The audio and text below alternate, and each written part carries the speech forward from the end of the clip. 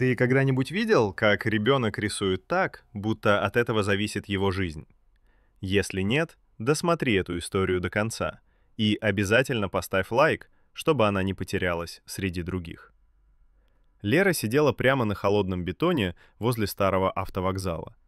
Октябрьский ветер бил в лицо, пальцы ныли от холода, но она не уходила.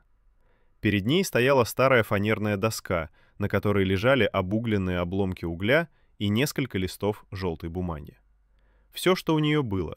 Все, чем она могла заработать на еду. Прохожие спешили мимо, кто-то бросал беглый взгляд, кто-то усмехался уголками губ. Иногда останавливались туристы, делали пару селфи, называли ее уличным талантом, но почти никто не платил. А если платил, то двадцатку, чтобы успокоить собственную совесть. Лера молчала. Она просто рисовала. Быстро, резко, уверенно.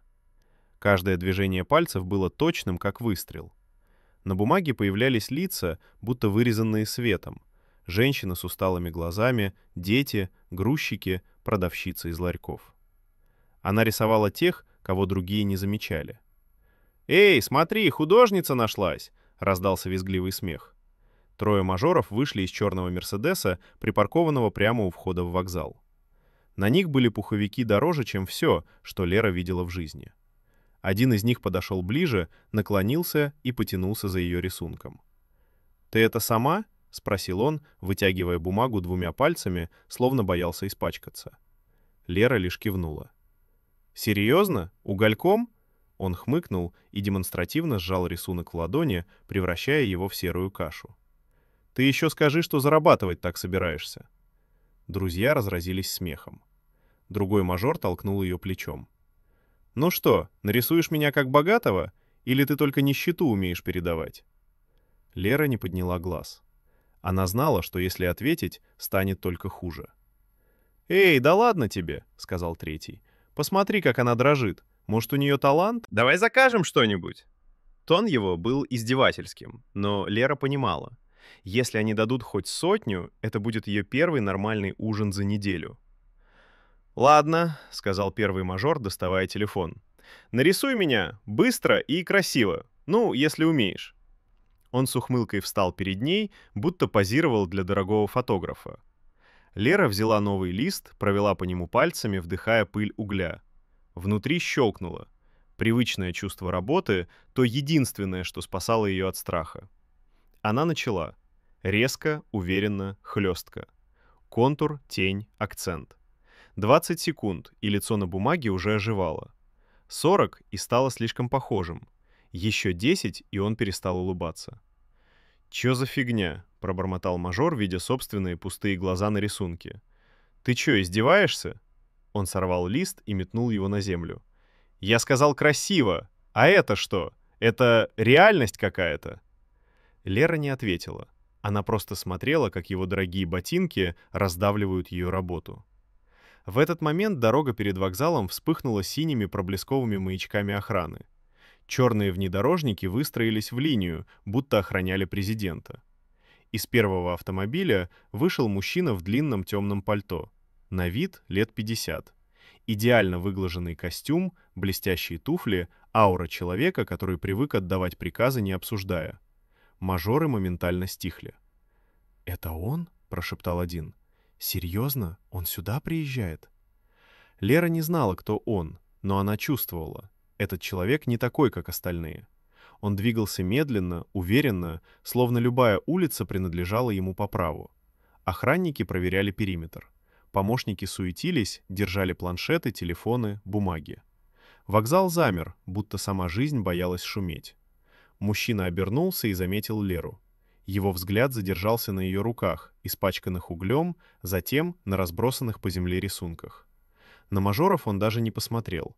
Он приблизился на пару шагов. «Это ты рисуешь?» — спросил он спокойно, но так, что любой взрослый бы дрогнул.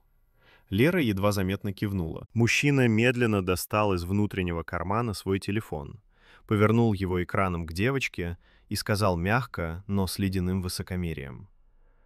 «Ты не сможешь это нарисовать. Даже не пытайся». Мажоры прыснули со смеху. Помощники переглянулись, ожидая шоу. Лера молча взяла лист бумаги, а мужчина, не сводя с нее глаз, думал: сейчас эта оборванная девчонка поймет свое место. Он еще не знал, что сидит напротив ребенка, который оставит его без слов. Он стоял прямо перед ней, словно проверял не ее талант, а право дышать одним с ним воздухом. Его помощники уже подали ему планшет с расписанием, охрана делала знак идти дальше, но мужчина словно намеренно задержался. Ему хотелось увидеть, как девочка сломается, как поймет свое место. Экран телефона отражал фотографию. Сложный, многослойный портрет, выполненный в технике, которую даже профессионалы иногда обходили стороной. Сотни линий, тончайшие штрихи, затенения, от которых зависела вся глубина света. На черном фоне лицо женщины, чуть повернувшееся в сторону, так что видны были только половина глаз и уголок губ. Редкая композиция, не терпящая ошибок. Один неверный штрих, и работа превращалась в грязное пятно. Мажоры снова начали хихикать. «Ну давай, художница, покажи класс», — протянул самый наглый, пнув ногой раздавленный рисунок под ее ботинком. Лера подняла взгляд на мужчину. Она не знала его имени, но чувствовала, перед ней человек, от которого зависит слишком много. Его глаза были тяжелыми, почти металлическими. Не просто богач. Кто-то гораздо выше. Кто-то, для кого все вокруг — инструменты. Она медленно взяла новый лист. Ее пальцы дрожали от холода, но не от страха. Страх она пережила давно, когда стояла в детдоме в очереди за тарелкой супа, когда ночевала на промерзшем вокзале, когда училась не плакать, если рисунок рвали у нее перед носом. Холод — да, страх — нет. Мужчина сделал полшага назад, скрестив руки. «Сколько тебе нужно времени?» — спросил он, будто обсуждал цену контракта. Лера пожала плечами. «1 минуту». За спинами помощников кто-то прыснул. «1 минуту», — повторил мужчина, словно убеждаясь, что услышал правильно. «Ты в этом уверена?» Лера кивнула. Он посмотрел на охранника. «Засеки». Тот включил таймер. Первый штрих лег почти беззвучно, тонкая ровная линия, от которой зависела вся композиция.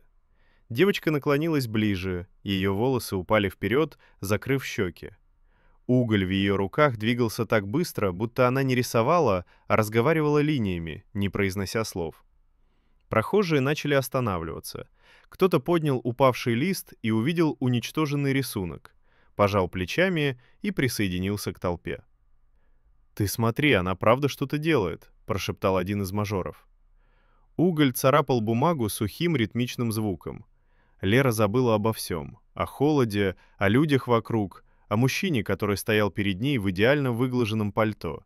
Она видела только линии, глубину, тени, свет, который нужно вытащить из темноты. 30 секунд. Контуры лица уже проступили. Мелкие тени под скулой, сеть тончайших штрихов вокруг глаз. Толпа шумела, завороженно наблюдая, как из ничего рождается образ, который она явно не копировала. Она его понимала. Охранник объявил: 40. Мужчина, тот самый миллиардер, чуть наклонился вперед. Он больше не выглядел уверенным, скорее заинтересованным, но так, как хищник интересуется тем, что не может сразу оценить. 50. Штрихи стали плотнее. Лера ускорилась так резко, что двое помощников переглянулись. Казалось, рука девочки двигалась быстрее, чем должна была. 55. Уголь скользил, почти плавился от давления пальцев.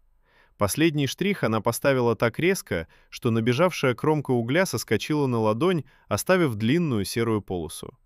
«Стоп!» — сказал охранник. «Минута!» Лера отодвинула лист. Толпа замерла.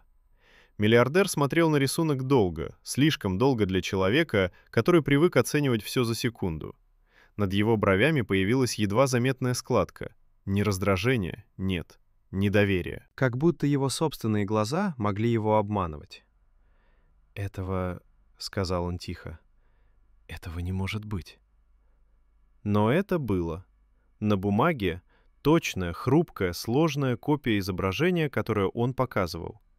Та же женщина, то же выражение, тот же вскользь брошенный свет, который профессионалы изучают годами.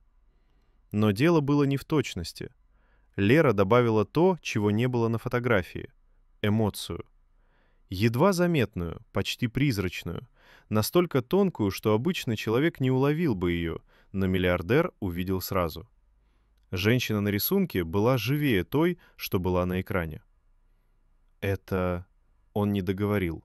На губах дрогнуло что-то похожее на растерянность. «Ты... кто?» Мажоры стояли с открытыми ртами. «Она же... ребенок», — пробормотал один. Охранники молчали, помощники молчали, даже шум вокзала будто приглушился. Лера отступила назад, как будто боялась, что мужчина сейчас отберет лист или вырвет его из рук. Она уже привыкла к тому, что ее работы уничтожают. Просто так, ради смеха. Но он не двигался, только смотрел. Затем, медленно, очень медленно, поднял голову и произнес. «Сколько ты зарабатываешь здесь за день?» Она пожала плечами. «Иногда 100, иногда 200, иногда ничего». Он провел рукой по лицу, словно проверял, не снится ли это. Его взгляд стал внимательным, холодным, анализирующим. Он видел не ребенка, он видел ресурс, потенциал, инвестицию. «Пойдем со мной», — сказал он ровно, будто это был приказ. Лера отступила еще на шаг. «Нет». Это слово прозвучало неожиданно жестко. Мужчина приподнял бровь. «Тебе не стоит отказываться. Ты даже не понимаешь». Но он не успел договорить. Двое его охранников уже сделали шаг в сторону девочки, тихо, слаженно, как выдрессированные тени. Толпа слегка отступила, почувствовав напряжение. Лера крепче прижала к себе рисунки, и на секунду в ее глазах мелькнуло то, что мужчина сразу узнал. Страх потери. Не за себя, а за то единственное, что принадлежало ей в этом мире. Миллиардер поднял руку, останавливая охрану. Он посмотрел на Леру снова. Долго. Внимательно. Как на задачу, которую придется решать осторожнее, чем он привык. «Мы продолжим разговор», — сказал он спокойно.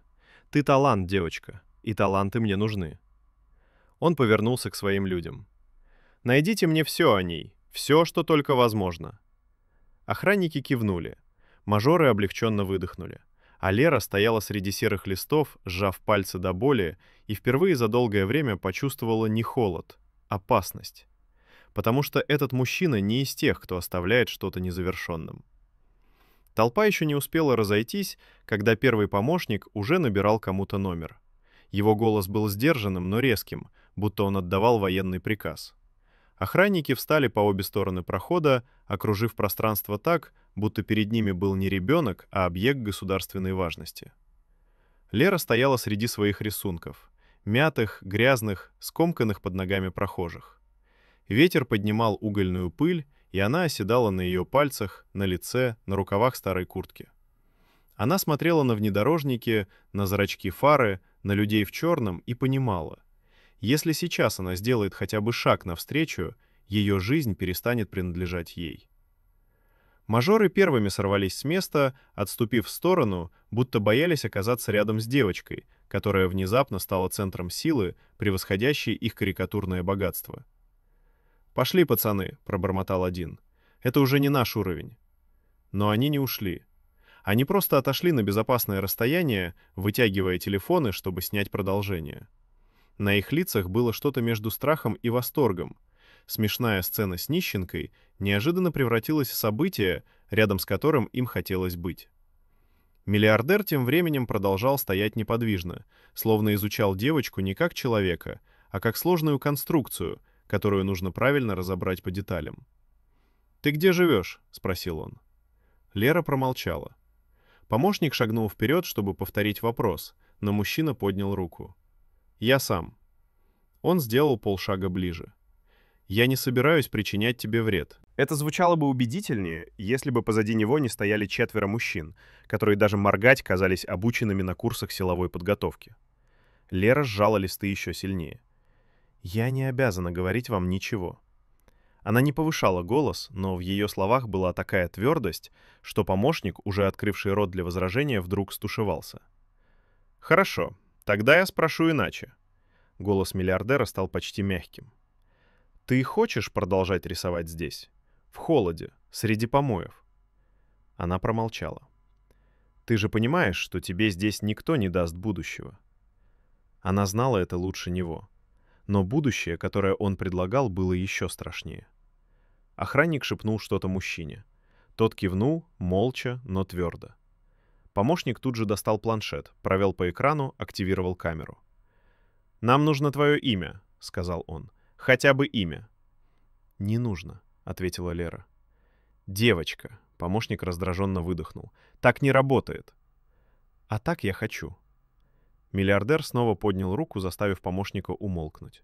Он смотрел на девочку долго, так долго, что прохожие стали шептаться. Что он вообще делает?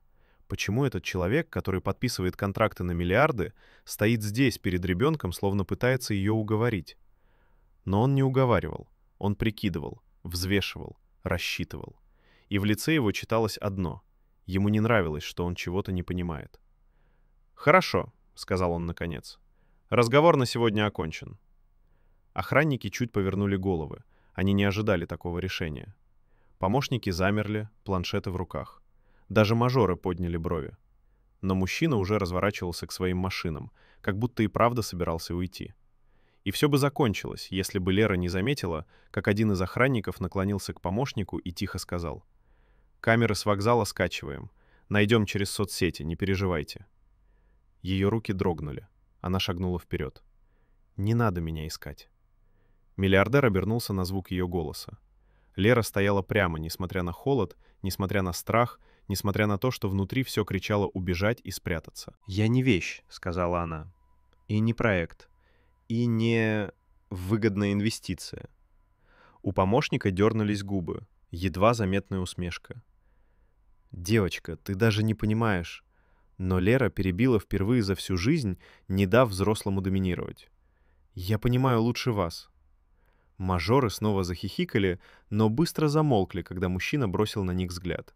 Он медленно подошел ближе, на расстояние вытянутой руки. И вдруг Лера почувствовала странное. От него не пахло духами за $1000, не пахло сигарами, дорогими офисами, кожей автомобилей. От него пахло чем-то пустым, как будто все, что у него было, было внешним. Он посмотрел на ее рисунки, раскиданные вокруг. Один лист лежал на асфальте лицом вверх. Портрет женщины, той самой из фотографии. Он наклонился, поднял лист, держал долго, изучая. Его взгляд стал другим. Словно он увидел не техническую точность, а что-то личное, почти интимное. «Откуда ты взяла это?» — сказал он тихо. «Я просто увидела», — ответила Лера. Он медленно выдохнул. Помощник, нервничая от тишины, подался вперед. «Господин, нам нужно...» Но миллиардер резко прервал его. «Замолчи». Помощник отступил, побледнев. Мужчина снова посмотрел на Леру. «Я вернусь», — сказал он. «И если ты не хочешь, чтобы за тобой охотились, лучше скажи, где тебя найти». Она молчала. «Завтра», — тихо добавил он. «Я приезжаю сюда же». Он развернулся и пошел к машине. Охрана замыкала пространство за ним. Помощники суетились, связываясь с кем-то по рации. Двери внедорожников открывались. Но уже перед тем, как сесть, мужчина вдруг остановился, посмотрел через плечо на девочку и улыбнулся едва заметно, так, как улыбаются люди, которым интереснее охота, чем добыча. «Талант», — сказал он почти про себя. «Настоящий талант». Дверь закрылась, машины тронулись, исчезли в потоке. Толпа начала расходиться. Мажоры переглянулись, их смех вернулся, но уже дрожал от нервов.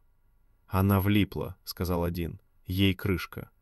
Но Лера не слышала их. Она стояла посреди пустой площади, держа в руках свои рисунки, и впервые в жизни чувствовала, что кто-то очень богатый и очень опасный решил, что она ему что-то должна. А она никому ничего не должна. Она сжала пальцы до боли и пошла туда, где ее никто никогда не искал. Вокзал постепенно стирал шум события, будто ничего и не было. Лера шла вдоль забора, стараясь не смотреть на редкие вывески ларьков, где продавали выпечку и горячий чай. Желудок сводило так сильно, что казалось, внутри кто-то сжимает кулак. Но тратить последние деньги она не могла. Завтра холод, завтра бумага, завтра уголь. Еда могла подождать. Она миновала остановку, перешла дорогу и дошла до старого заброшенного киоска, где жила. Больше похожего на коробку, чем на помещение. Когда-то здесь продавали газеты, теперь только тишина и сквозняк. Двери не было, вместо нее ободранная тряпь. На полу картон, который она стелила как подстилку. В углу пластиковая бутылка с водой, над которой стояла глубокая миска, когда нужно было умыться. Чистая одежда — это понятие, которое больше не имело к ней отношения. Лера вошла, легла на картон, зажав рисунки под курткой, чтобы их не унесло ночным ветром. Снаружи шумели машины. Кто-то ругался, кто-то смеялся. Мир жил своей жизнью, в которой для нее не было места. Она закрыла глаза, не чтобы уснуть, а чтобы перестать видеть пустоту вокруг. Но перед глазами всплыло лицо того мужчины. Не как богатого и мощного, таким она его видела вначале. Сейчас перед ней стоял другой образ. Человек, который впервые за долгие годы столкнулся с тем, что не мог купить. «Я вернусь», — сказал он. От этих слов внутри у нее холодело сильнее, чем от ветра. Что он хочет? Зачем? Почему не отстал? Почему не рассмеялся, не бросил 1000, не ушел, как остальные? Зачем его людям понадобилось ее искать? Она знала только одно. Если он решит, что она ему нужна, он не отступит. А такие люди не спрашивают разрешения. Они просто берут. Сон накрыл ее резко, как бывает, когда организм сдается раньше сознания. Она даже не почувствовала, как по щеке скатилась теплая капля, слеза или дождь, пробравшийся через прорези киоска. Утро встретило ее ледяным воздухом и глухим гулом города. Она поднялась, захрустев суставами, растерла ладони и вышла наружу. Еще не ступив на улицу, почувствовала, что-то не так. За углом стояла машина. Не его машина, нет. Это была поскромнее, серебристая, без охраны, без темных стекол. Но внутри сидели люди. 3. 2 впереди, 1 сзади. Они делали вид, что смотрят в телефоны, но головы поднимали слишком часто. Она уловила знакомый взгляд, не уличный, не случайный, а обученный. Люди, которым платят не за разговоры, а за наблюдение. Лера медленно отступила обратно, вжавшись в стену киоска. Она не знала, кто они, но она знала, для кого они работают. Нужно уходить. Она схватила рюкзак, старый, потерянный кем-то много лет назад, и сунула туда рисунки. Вышла через задний проем, перелезла через ограду и побежала. Дворы между гаражами были пусты. Лужи покрыты тонкой коркой льда. Ее дыхание резало горло, ноги вязли в мокрой земле, но она бежала, пока сердце не начало грохотать в ушах. Только когда остановилась, услышала звук шагов позади. «Эй, девочка, постой!» Она сорвалась с места снова. Но голос был не таким, как вчера. Неуверенный, неприказной. Скорее, обеспокоенный. «Эй, стой! Я не причиню вреда!» Она обернулась. Мужчина лет 40, в спортивной куртке, запыхавшийся, поднял руки ладонями вверх, жест, означающий, что он не угроза. «Ты Лера?» — спросил он. Она не ответила. Мужчина сглотнул. «Я из пресс-службы, ну, не совсем. Короче, я работаю на одного блогера, того, что вчера снимал». Лера еще крепче прижала рюкзак. «Тебя ищут все», — сказал он. «Господин Аркадий, тот самый миллиардер, уже разослал запросы по всем агентствам. А блогеры... Блогеры вообще сошли с ума. Все хотят интервью, все хотят снять тебя». Лера сделала шаг назад. «Не подходите». Мужчина остановился. «Я не за этим пришел. Он замялся. «Я видел, что произошло вчера, и... Слушай, тебе нужно быть осторожной, поняла? Очень». «Почему?» «Потому что такие люди...» Он оглянулся, понизил голос. «Они не любят, когда кто-то от них уходит. Особенно, если этот кто-то имеет ценность». Лера почувствовала, как по спине прошел холод. «Он сказал, что вернется». «Вернется, 100%. И не один». Мужчина смотрел на нее так, будто хотел сказать больше, но боялся. «Послушай», — сказал он, — «у меня есть сестра. Она живет в коммуналке недалеко отсюда. Там безопаснее, чем в киоске. Если хочешь...» «Нет». Он кивнул, тихо, как человек, который понял, что уговорить ее невозможно. Тогда хотя бы дай совет, ладно? Он вздохнул. Если увидишь его людей, не спорь. Просто уходи. Не соглашайся ни на что. Не подписывай ничего. Они улыбаются, но они опасные? Хуже. Они правильные. Такие, которые никогда не ошибаются. Такие, которые привыкли побеждать. Лера отступила еще дальше. «Мне нужно идти». «Подожди». Но она развернулась и ушла. Он не пошел за ней, только смотрел ей вслед, словно знал. Эта девочка идет прямо туда, где ее точно найдут. К вечеру она вернулась к вокзалу. Уголь закончился. Ей нужно было рисовать. Нужны были деньги. Жить надо было сегодня, не завтра. Но она едва подошла к своему месту, как поняла, что-то изменилось. Вокруг старой площади стояли люди с камерами, несколько репортеров, блогеры, обычные прохожие, которые пришли посмотреть на ту самую девочку. И среди них его охрана. Те самые, вчерашние. Они увидели ее почти сразу. «Нашли», — сказал один. И вся толпа обернулась. Ее имя еще никто не знал, но все уже знали одно — эта девочка чья-то добыча. Она замерла на краю площади, будто ноги вросли в холодный бетон. Свет софитов, вспышки телефонов, микрофоны, вытянутый воздух — все это обрушилось на нее, как лавина, которую невозможно остановить. Стоило ей сделать шаг, как толпа шевельнулась, будто единым телом. «Это она!» — крикнул кто-то. «Та девочка, художница!» Лера мгновенно почувствовала себя загнанным зверьком. Камеры приближались, объективы разевали свои черные голодные рты, вопросы сыпались как град. «Как ты это сделала? Ты правда рисовала за минуту? Он предложил контракт? Ты отказалась? Тебя пугает миллиардер? Ты понимаешь, что теперь знаменитость?» Она не отвечала. Она инстинктивно прижала рюкзак, внутри которого были ее рисунки, последние кусочки ее мира. И тогда толпа расступилась, как вода, расходящаяся от камня. Он шел медленно, без спешки, но так, что никто не смел встать у него на пути. На нем было другое пальто, темнее, строже. На лице спокойствие, от которого становилось еще холоднее. Миллиардер. Его охранники держались чуть позади, а помощники уже готовили документы, планшеты, телефоны. Все выглядело так, будто он пришел не за разговором, а за завершением сделки. Он остановился перед ней, на расстоянии в 1 шаг. «Я просил тебя ждать», — сказал он тихо. Лера сжала рюкзак так сильно, что ткань угрожающе затрещала. «Я не обязана слушать вас». Толпа ахнула. Несколько человек начали снимать крупным планом. Они чувствовали момент. Ребенок бросает вызов человеку, которому подчиняются министры. Он наклонил голову чуть набок, будто рассматривая редкий экспонат. «Ты думаешь, ты свободна?»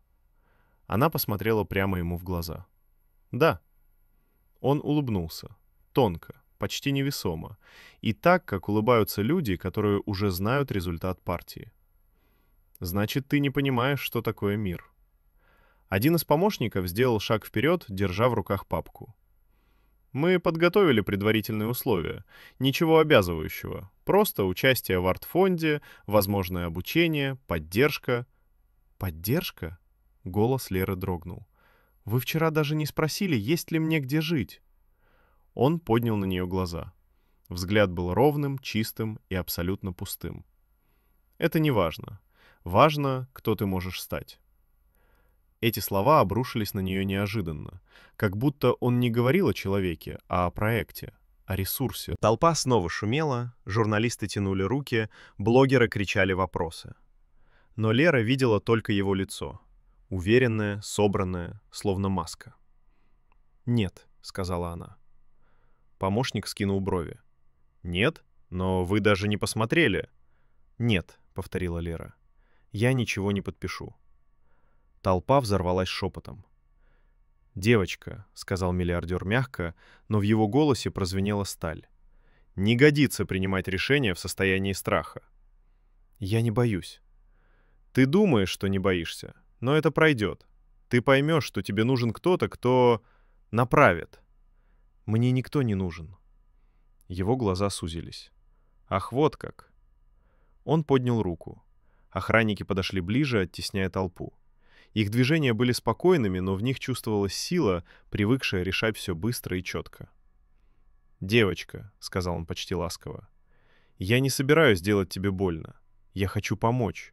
Но помощь — это дорога, на которую нужно вступить». Толпа притихла.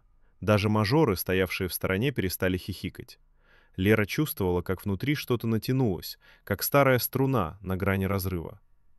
«Вы не хотите помочь», — сказала она. «Вы хотите владеть». В его глазах на мгновение мелькнул огонь. Настоящий, опасный. «Я владею всем, что приносит пользу», — сказал он. «А ты приносишь». Слова ударили в нее, как пощечина. Охранники сделали еще шаг. Теперь они стояли по бокам, оставляя лишь узкое пространство перед миллиардером. Толпа отступила, создавая кольцо, в центре которого она и он. Она не знала, что делать. Бежать некуда, кричать бессмысленно. Люди снимали шоу, но никто не вмешается. И вдруг в этот момент один из охранников сделал движение, едва заметное, но этих долей секунды хватило. Он взял ее за локоть. Не грубо, но твердо. И Лера взорвалась. Она вырвала руку так резко, что охранник не успел удержать баланс. Его пальцы соскользнули, но хватка была достаточно сильной, чтобы сорвать рукав ее куртки. Она отпрянула назад, прижимая рюкзак так, будто это был щит. «Не трогайте меня!» Толпа ахнула. Миллиардер шагнул вперед. «Девочка, успокойся». «Никто здесь не враг. Вы враг», — сказала она, — «потому что вы не слышите». Он остановился. Секунда тишины. А затем произошла вещь, которую никто не ожидал. Лера достала из рюкзака лист бумаги. Другой, не тот, что она рисовала вчера. Старый, потрепанный, но на нем лицо. Его лицо. Но не так, как он видел себя в новостях, интервью, официальных портретах. На этом листе было то, что он сам тщательно прятал от мира. Усталость, пустота, боль. Она держала этот портрет перед собой как зеркало. Он не двигался. Толпа молчала.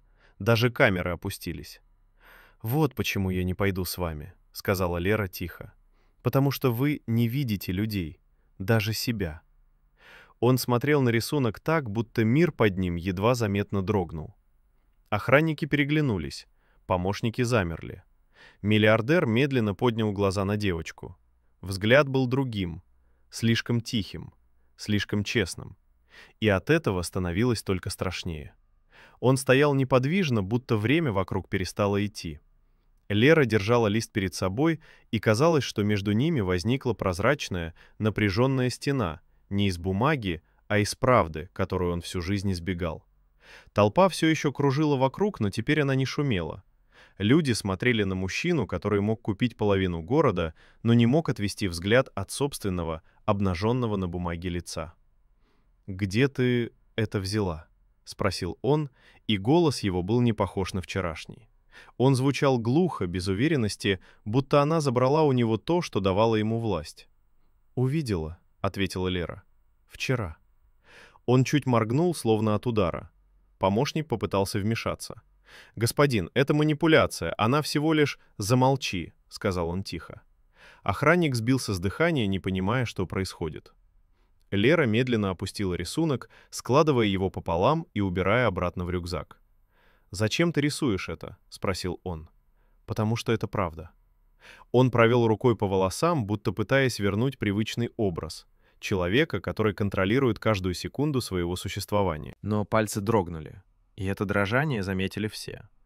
Он сделал шаг вперед. «Хочешь сказать, что ты видишь людей насквозь?» «Нет», — Лера покачала головой. «Просто я знаю, что когда человек боится смотреть на себя, он начинает ломать других». Слова легли на площадь так тяжело, что даже случайные прохожие перестали шевелиться. Мажоры, стоявшие поодаль, пытались сделать вид, что все это просто шоу, но по лицам их было видно. Они понятия не имеют, как на это реагировать. Он выглядел так, словно внезапно стал старше. Слишком старше. И вдруг повернулся. Не к Лере, не к охране, не к камерам, а к людям.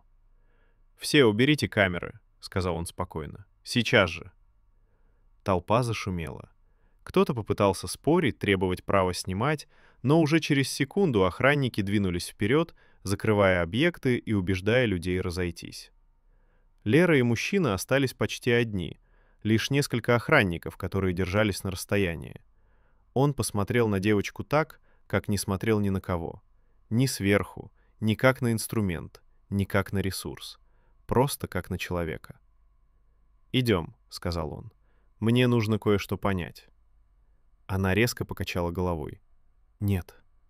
«Я не трону тебя», — он поднял руки. «Не буду давить, не буду приказывать. Просто поговорим». «О чем?» Он медленно выдохнул. «О том, почему ты рисуешь то, что другие прячут». Она не знала, стоит ли верить ему, но в его голосе впервые за все время прозвучало то, чего она не слышала от богатых. Искреннее непонимание, почти детское. Она осторожно отступила. «Я не разговариваю с людьми, которые тянут меня силой». Он закрыл глаза на секунду, будто признавая поражение. «Я совершил ошибку». Этого никто никогда от него не слышал. Ни министры, ни партнеры, ни журналисты. Он смотрел на нее так, будто впервые за много лет говорил правду. «Я привык, что все вокруг работает по моим правилам. Это плохо, я знаю, но...» Он оглядел площадь. «Ты не просто талант. Ты слишком многое видишь». Она опустила глаза. «Мне это не помогает. А может помочь другим». Слова звучали тихо, осторожно. Но в них не было привычной сделки. Лера шагнула назад и сказала: «Я ухожу». Он не стал останавливать, только спросил: «Куда ты пойдешь?» Она не ответила. Он продолжил, будто боялся, что она исчезнет раньше, чем он успеет хоть что-то понять. «У тебя есть дом?» Она молчала. «Есть кто-то, кто о тебе заботится?» Она молчала. «Ты хочешь жить так же, как вчера? На картоне? На холоде?» Она резко подняла на него глаза. «Я хочу жить так, чтобы меня не запирали в золотую клетку». Его лицо дрогнуло. Совсем чуть-чуть. Он посмотрел на ее руки. Маленькие, темные от угля, худые до боли. «Я могу дать тебе...» «Не надо». Она отвернулась. Но он сказал очень тихо: «Ты пугаешь меня». Она не ожидала. Ни по интонации, ни по смыслу. Она обернулась. «Почему?» Он смотрел на нее долгую секунду. «Потому что я не привык, что кто-то видит меня настоящим». Лера почувствовала, как внутри что-то сжалось. Он сказал это так, будто это было признание, вырвавшееся само. «Ты нарисовала не мое лицо», — продолжил он. «Ты нарисовала то, что я спрятал давно, то, что я не хотел бы видеть сам». Она сжала рюкзак. «Значит, вы понимаете, почему я боюсь вас?» «Да», — сказал он. «Понимаю». Наступила тишина, слишком тяжелая для открытой площади. Он сделал шаг назад, будто давая ей пространство. «Хорошо», — сказал он. «Я отступлю сегодня. Не буду заставлять, не буду искать, но...» Он поднял взгляд. «Завтра я хочу поговорить без камер, без охраны. Один». Она смотрела на него долго. «Если захочу», — сказала она. Он кивнул. «Если захочешь». Она развернулась и ушла, растворяясь в толпе, которая уже начала собираться снова. Он стоял и смотрел ей вслед, словно впервые в жизни не понимал, что делать дальше. Словно все вокруг стало зыбким, и единственной твердой точкой была девочка в старой куртке, которая видела его насквозь. Он не знал, что она идет туда, куда не ступал ни один человек из его мира. Туда, где не помогут миллионы, охрана, власть. Но именно там он найдет ее и найдет себя. Лера шла долго. Она не выбирала маршрут. Шла туда, где меньше людей и света. Вечерний город превращался в лабиринт, где одинаковые дворы сменялись темными переулками, а шум машин становился все тише. Вскоре она добралась до своей обычной стоянки, заброшенного трамвайного депо, где когда-то стояли старые вагоны. Теперь там были лишь холодные стены, ржавые рельсы и тишина. Она устроилась в дальнем углу, расстелила картон и легла, положив рюкзак под голову. Ни один звук не выдавал ее присутствия, только слабое дыхание и шелест старой ткани под плечами. Но уснуть не получалось. Та встреча, тот взгляд, то странное признание. Не угроза, не приказ, а честность, которую она не ожидала. Он сказал, что боится ее. Он — человек, перед которым дрожат правительства. Почему? Она не знала. И эта неизвестность пугала сильнее всего. Утром она снова вернулась к своему месту у вокзала. На этот раз осторожно, проверяя каждый угол, каждый силуэт. Но там было пусто. Ни камер, ни блогеров, ни охраны. Даже мажоры исчезли, словно их смыло ночным дождем. Только прохожие, холодный ветер и мокрые следы на асфальте. Лера достала лист бумаги и начала рисовать. Она старалась забыться, уйти в линиях, в тенях, в штриховке. Это всегда помогало. Уголь забирал на себя лишние мысли. Но время тянулось, а он не приходил. Час, потом второй. Она начала думать, что он не появится, что вчера это просто случайный всплеск, что он уже вернулся в свой мир, насыщенный встречами, решениями, дорогостоящими лицами и еще более дорогими масками. Но в середине третьего часа она почувствовала, что-то меняется. Шум вокруг стал тише, люди куда-то отошли. Даже птицы, сидевшие на крыше вокзала, вдруг поднялись в воздух, будто вспугнутые чем-то. Она подняла голову. Он стоял на противоположной стороне площади, один. Ни охраны, ни помощников, ни пресс-службы. На нем был простой темный плащ, под которым угадывался дорогой костюм, но внешняя скромность делала его почти незаметным. Он подошел. «Ты пришла?» — сказал он. «Я здесь каждый день». Он кивнул. «Я знаю». Она не спросила, откуда. Он смотрел на ее угольные пальцы, на бумагу, на изношенный рюкзак. Его взгляд был не прежним. В нем не было высокомерия, не было контроля, не было привычной уверенности хищника. Он сел на корточки рядом с ней, так что оказался ниже ее уровня, и это было так странно, что Лера на секунду перестала дышать. «Я был вчера неправ», — сказал он. «Я привык жить так, будто каждый вокруг — часть механизма. И если что-то не работает, я это чиню или заменяю». Он посмотрел ей в глаза. «А ты не механизм и не проект». Она молчала. «Я не пришел за рисунком», — продолжил он, — «и не за сделкой. Я пришел за человеком, которого не понимаю, и хочу понять». Лера не знала, что ему ответить. В ее груди поднималось что-то тяжелое, не похожее ни на страх, ни на злость. Она спросила тихо: «Почему вам это важно?» Он посмотрел в сторону, туда, где люди спешили за автобусами, где просил мелочь старик, где молодая женщина держала на руках ребенка, плачущего от холода. «Потому что я слишком давно не видел чужую правду, и свою тоже». Он сделал паузу. «Ты показываешь ее всем, кого рисуешь, даже если не хочешь». Она опустила глаза. «Мне это мешает». «Значит, нужно сделать так, чтобы это не мешало, а помогало». Она подняла голову. «Как?» Он глубоко вдохнул. «Я хочу открыть школу для таких, как ты. Не академию для богатых, не проект с красивыми отчетами. Настоящую школу, где дети, которые живут на улицах, могут учиться бесплатно, где они будут защищены, где им дадут шанс, который у них украли».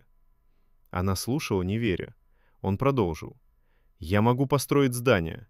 Я могу оплатить материалы, еду, учителей. Я могу сделать все, кроме одного». «Чего?» «Я не могу научить их видеть мир иначе. Это умеешь только ты». Лера не сразу поняла смысл слов. «Зачем я вам?» Он ответил без пафоса, просто, спокойно. «Чтобы эта школа была настоящей. Чтобы дети видели человека, который прошел все это и не сломался. Чтобы они знали, талант не живет в галереях. Он появляется там, где его никто не ждет». Она покачала головой. «Я не умею учить. Ты умеешь больше, чем думаешь». Она не знала, как реагировать. Все внутри сопротивлялось, потому что жизнь научила ее одному: не верь богатым, не верь обещаниям, не верь рукам, которые тянутся к тебе слишком мягко. Но он сказал: «И это не контракт, не обещание, не сделка. Если ты скажешь «нет», я все равно построю эту школу». Лера удивленно подняла глаза. Он кивнул. «Но если скажешь «да», она станет твоей». Внутри у нее будто что-то повернулось. Словно много лет она жила в комнате без окон, и вдруг кто-то открыл дверь. Она не ответила сразу. Она смотрела на прохожих, на стариков, на спешащих школьников, на грязный снег, который лепился к асфальту, и тихо сказала: «Если там будет хоть один ребенок, который рисует так же, как я хочу, чтобы он не знал того, что знаю я». Он кивнул. Он не узнает. Лера поднялась. «Тогда я попробую». Он поднялся следом, но уже не так, как прежде, не выше, на одном уровне. «Ты сделала выбор?» «Я сделала шаг. Выбор будет потом». Он улыбнулся впервые по-настоящему, устало, честно, без маски. Этого достаточно. Лера смотрела на него так, будто впервые видела не миллиардера, не власть, не силу, а человека. И впервые за долгое время почувствовала, что наступает жизнь, которая не похожа на выживание. Он протянул ей руку. «Пойдем. У нас много работы». Она посмотрела на его руку, подумала пару секунд и вложила в нее свою. Без страха, без отчаяния. Просто как равная. Если тебе понравилась эта история, поставь лайк и подпишись.